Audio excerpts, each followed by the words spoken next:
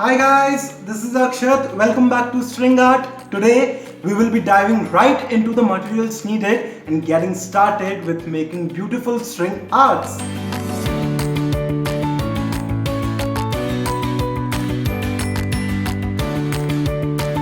To make string art, we will need colorful strings. I have a box full of 24 amazing shades ranging from white to blue to red to yellow to green to pink.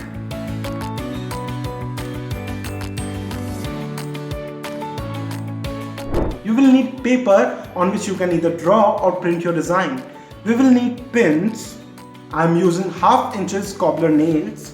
We will also need a wooden surface. I have different kinds of wooden pieces, a rectangular one, a circular log, wooden coasters. Other than these, we will need a hammer, a pair of sharp scissors, tape, and we are all good to go.